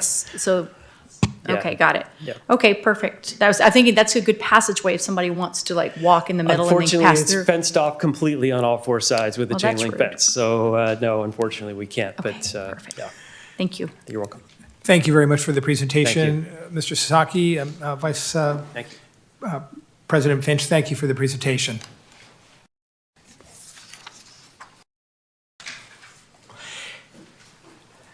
Ladies and gentlemen, the next portion of our agenda is the public comment section. This is an opportunity for the public to comment on any item that is not on the agenda this evening. Is there anybody that would like to speak to the council on an item not on the agenda?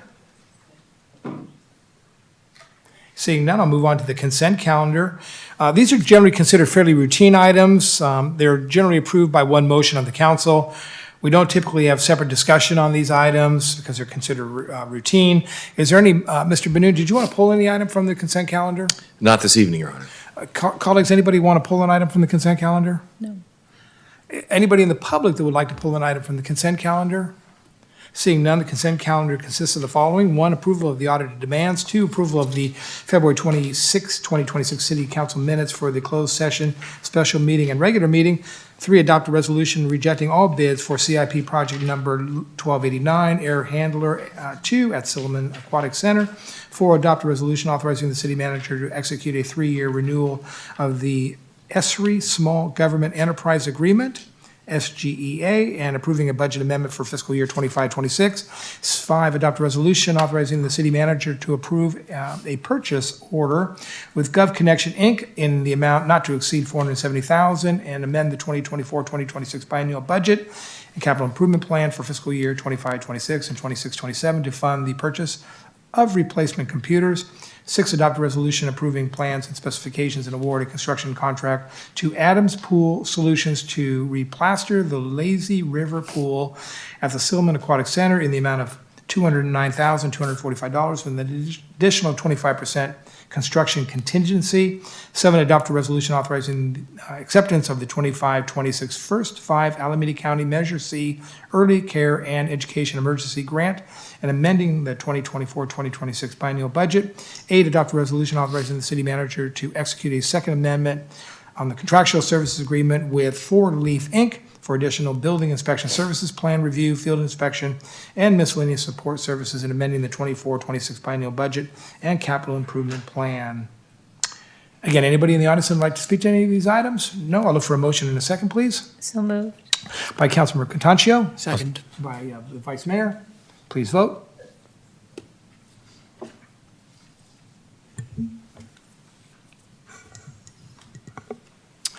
And that passes unanimously. Ladies and gentlemen, we have no public hearings or other business. City Manager, announcements? Yes, good evening, Your Honor, members of the council. We have 4 announcements for your information this evening. The first one is Newark Gardens 1 wait list is now open for application. As a friendly reminder, Newark Gardens 1 is a 150-home senior community near the corner of Cedar and Newark Boulevards. To qualify, applicants must be 62 years of age at the time of the application, 18 years of old, and have a disability. Rent is approximately 30% of the household income. The maximum yearly income is $55,950 for one-person household, or $63,950 for a two-person household. The deadline to apply is March 18th at 5 p.m., and applications are available on both the city's website as well as Saha Homes website. The next announcement is our Alameda County Fire Department is collaborating with the Newark Middle School PTA for a fundraiser on Saturday, March 21st from 9 a.m. to 12 noon. Again, this is at the middle school on Lafayette Avenue. This is a color run and pancake brunch, and the fees are listed there on the screen, and more information is available on the website listed there on the screen. Our Alameda County firefighters will be cooking brunch for all the participants. And the third announcement is we have a recreation fair, a hiring fair, on Thursday, March 19th from 4 to 6 p.m., located over at our Silliman Activity Center on Maury Avenue. No experience is required. This is a great opportunity for first-time job seekers. Positions offer paid training, flexible schedules, and starting pay at $18 per hour. And last but not least, 2 weeks from tonight, we will have a somewhat lengthy city council meeting as the council will be rolling up sleeves in addressing the 2026 through 2028 biennial budget and capital improvement plan. Asking council members to please plan and prepare for a lengthy presentation from city staff on these 2 serious items, and encourage the public to join us and participate as the council begins the process developing the next budget. So that concludes our presentations this evening. Thank you, Mr. Mayor. And City Manager Benoon asked the 6th council meeting. We're anticipating a start time at 5:30. Is that correct? Yes, that's correct. Meeting may start at 5:30. Just want to make sure the public's aware of that so if they can plan accordingly. Okay. The next item, folks, is our city council matters. Item number 1 is to adopt a resolution approving the appointment of Rick Ariano, Sandra Ariano, and Olga Bourgeon to the Senior Advisory Committee for a 2-year term. First of all, I want to thank Rick, Sandra, and Olga for their continued support of the Senior Advisory Committee.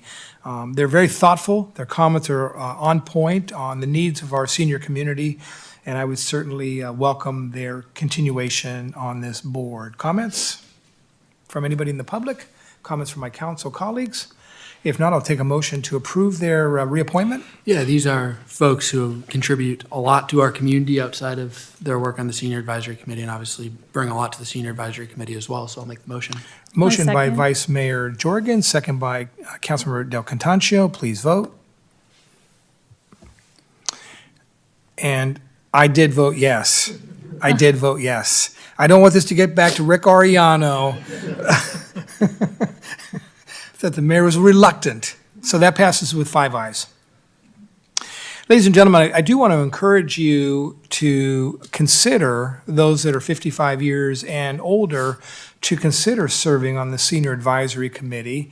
We do have one opening now. We have a lot of folks in our community that want to be engaged, want to participate. This is certainly a great opportunity for them to do that. So please get the word out that there's an opening on this committee, and I would certainly welcome those applicants.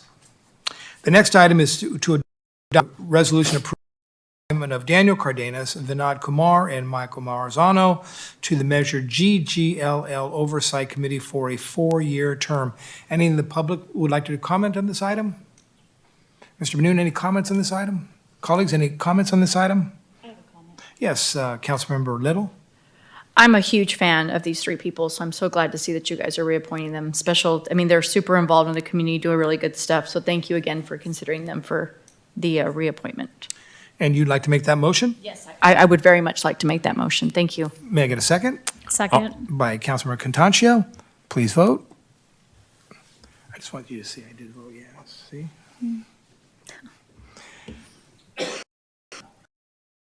And that passes unanimously. Thank you very much for, again, I'll echo my thank you for their support. We do not succeed and survive as a city without these volunteers, whether they be on these various committees or any other opportunities that we have around our city organization. Which brings me to our next item, ladies and gentlemen. So I have completed all the interviews for the Public Art Committee folks that are interested.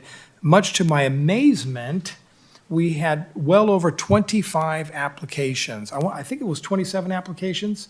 27 applications, and I interviewed all of those that came in for interviews.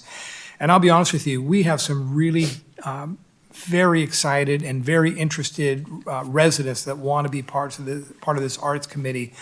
So I'm going to ask for your approval tonight to increase the number of art committee members from what we had approved, 5, and a Newark Memorial High School student and 2 alternates to, I want to change that to a total of 9 with no alternates. And I only did 1 interview of a Newark Memorial High School student, unfortunately. And we had originally designed that person would be a non-voting member. Well, 1, I want to change it from a non-voting member to a voting member.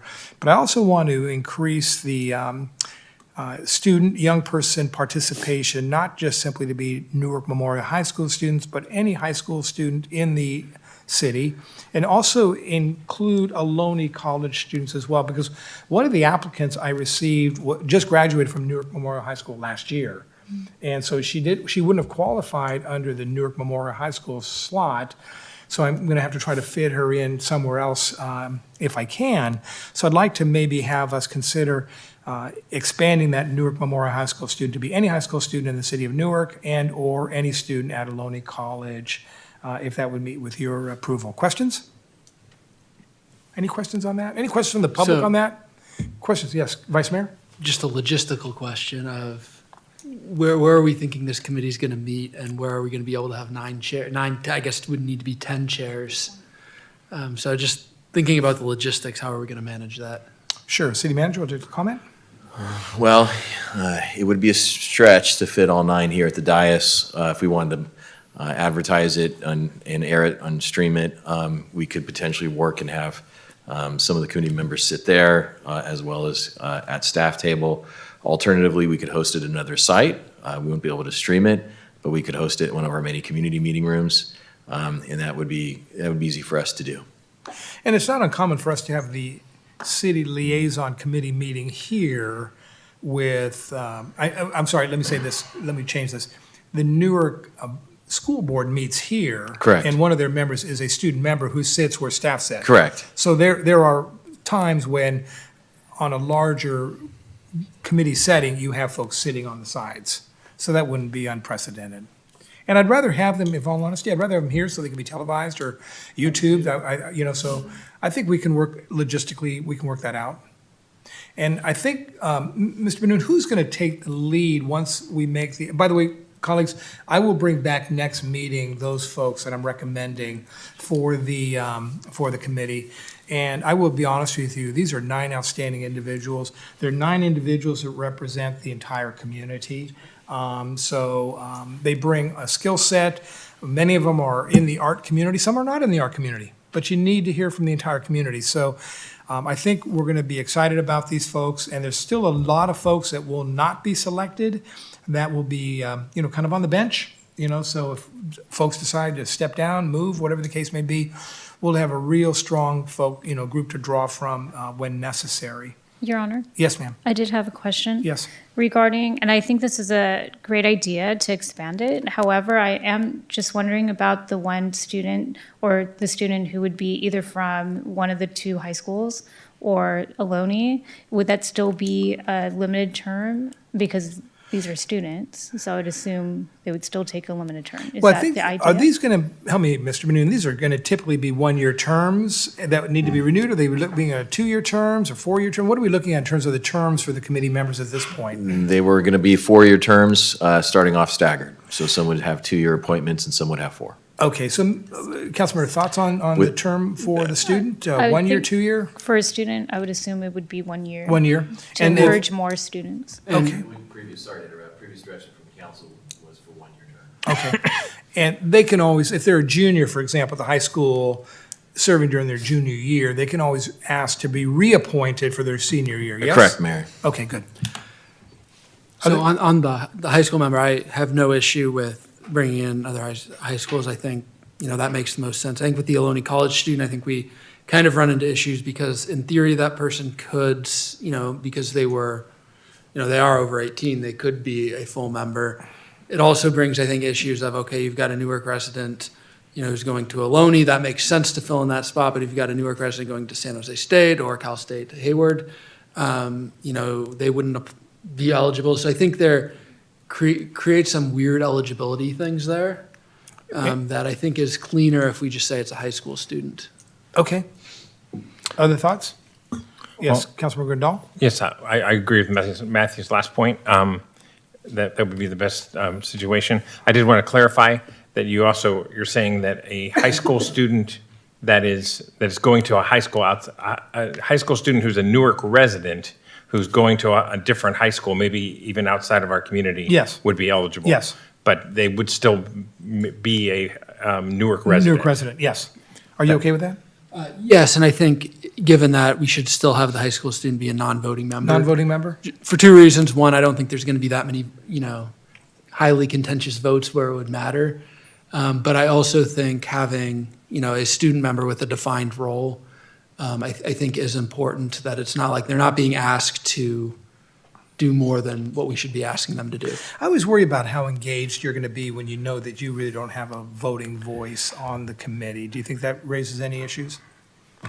I think if we look at the closest example to that we have in Newark, which is the student member on the school board, the student member has a long history of going back, many, many students of being highly engaged and, sometimes being one of the more engaged people up on the dais.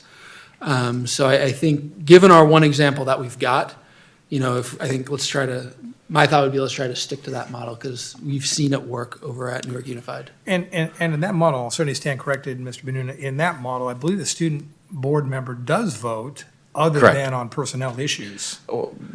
Correct. I believe, well, the student does vote. Right. Whether or not it actually counts as towards the official tally is another question, but there is I think it does some count voting. because I hear this, The, the board the, stu- director. the s- Go ahead. student board member, my understanding at least, is the student board member votes, but it doesn't, for example, if a vote was 3-3 with the student board member, obviously that wouldn't pass. But like if a member wasn't there and there wasn't 3 votes from the elected board members, then that item also would pass. And Councilmember Gondal, you know more about this Oh, than I sure. do, so.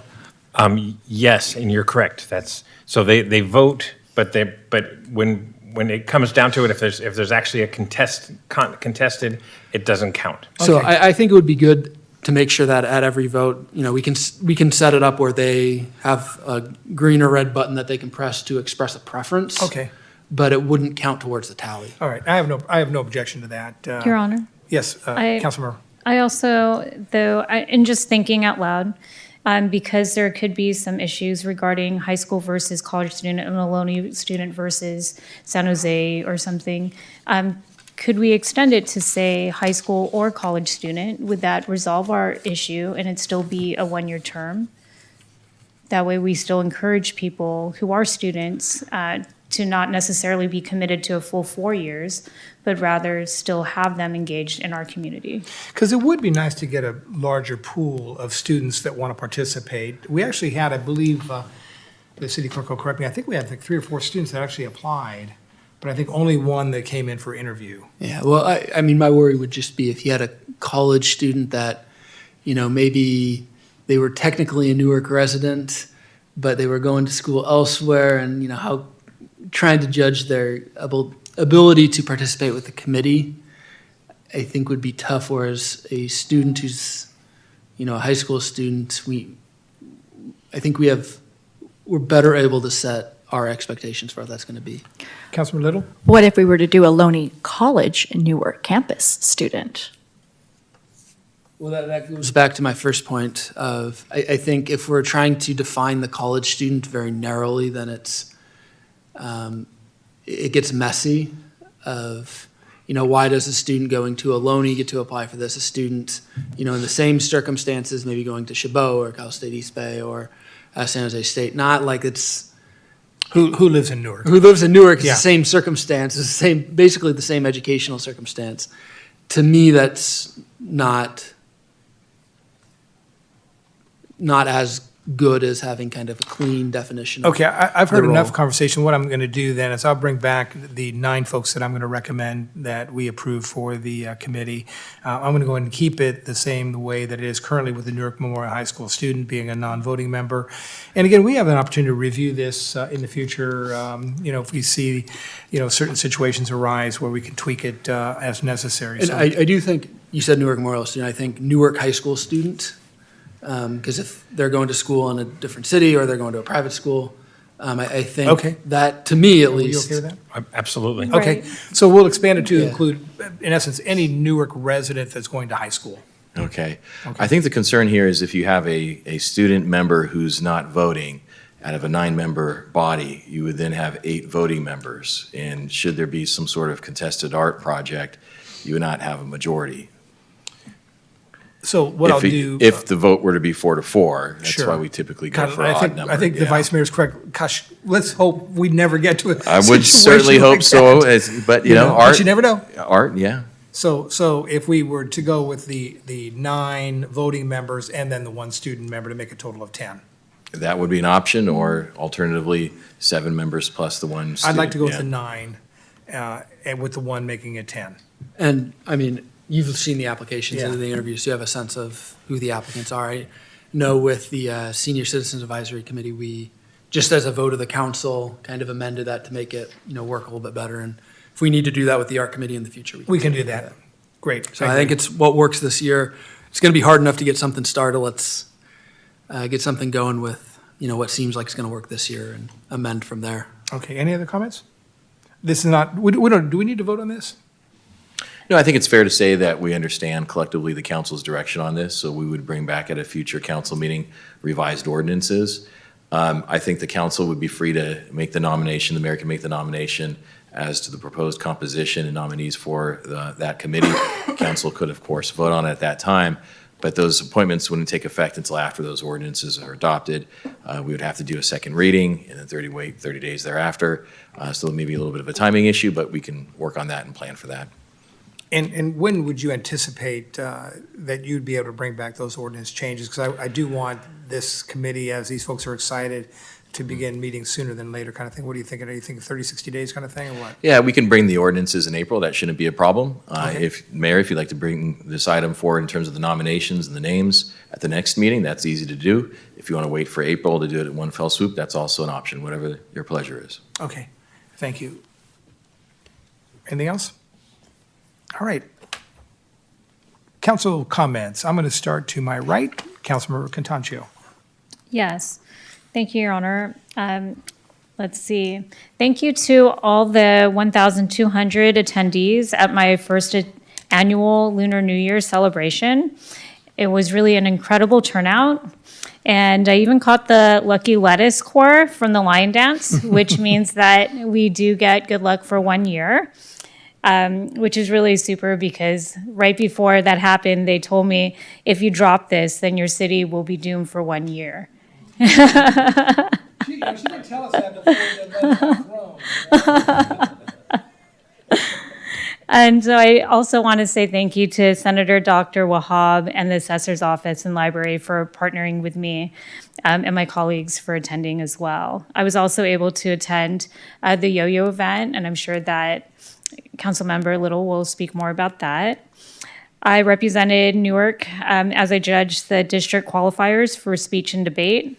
For the students who win that will go on to the national championship.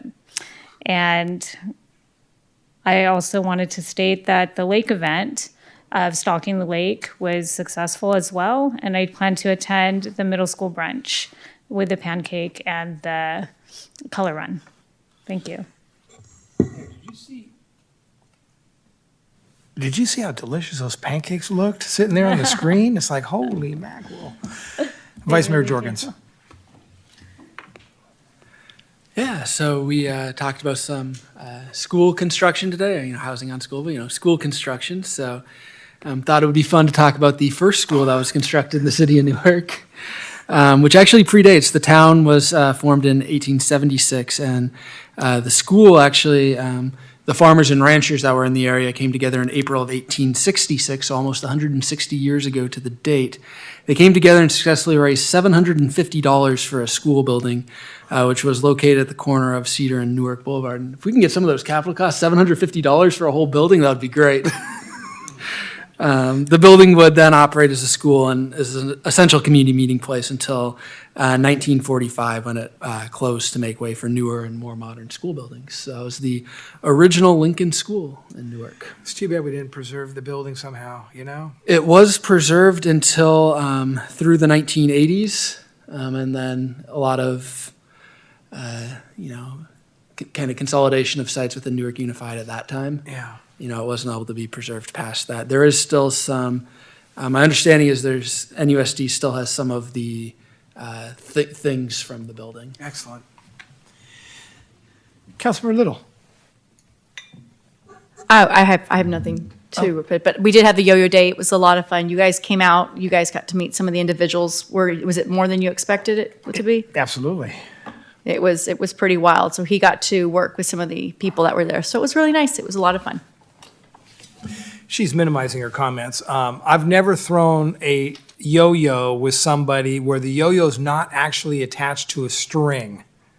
It's rolling back and forth on a string, and we flipped it up in the air, and you catch that yo-yo on the way down on the same string. So, and the event was attended by, kids as young as 5 or 6 and as old as, older. And it's amazing. I didn't realize that there really is a real community event surrounding yo-yo and yo-yo activities and just the hand-eye coordination that you need. It was really a well-attended event, and the wind in Newark was really no factor. Yeah, it was really good. We have had requests. Some kids came up to me and said if I could put together a juggling workshop for the summer or fall. So we'll have some, so kids can learn how to juggle. Maybe we can do it at the Silman Center, maybe we could do it somewhere, but I think it'd be fun to do it's just an idea, just putting together a juggling workshop. You start off with tissue paper. And then you that's move how up to axes and things of that No, nature, we don't right? go to that yet. Okay. Councilmember Grindal.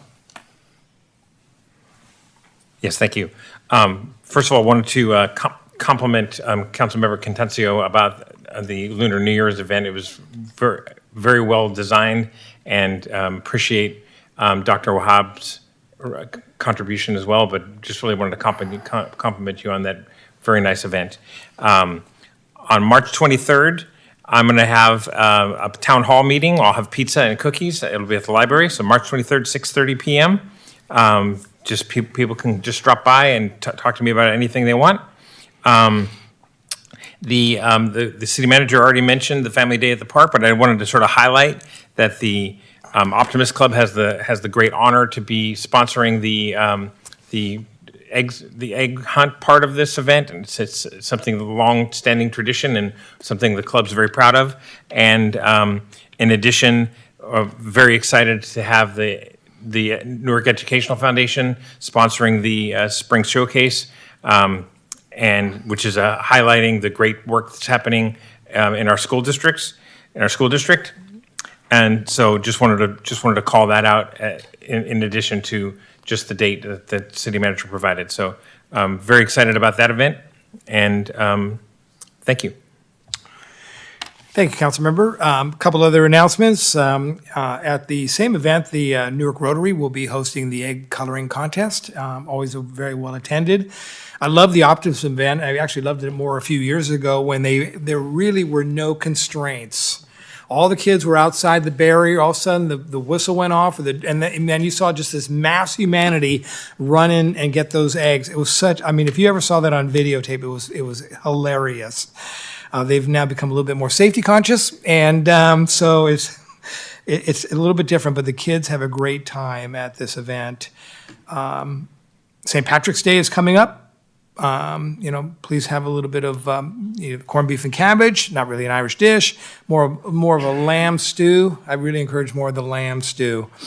April 18th is the State of the City address. It's really an opportunity for me and my colleagues to highlight really the great things we've done this last year and some of the things we're going to be doing moving forward. So again, as the mayor, it's not me alone. I do what I do in partnership and collaboration with my colleagues. I want to thank Councilmember Contencio and Councilmember Little for the events that you held. They were very well attended, and they were very just great for the community to be able to participate. With that being said, if there's no further comments, this meeting is closed.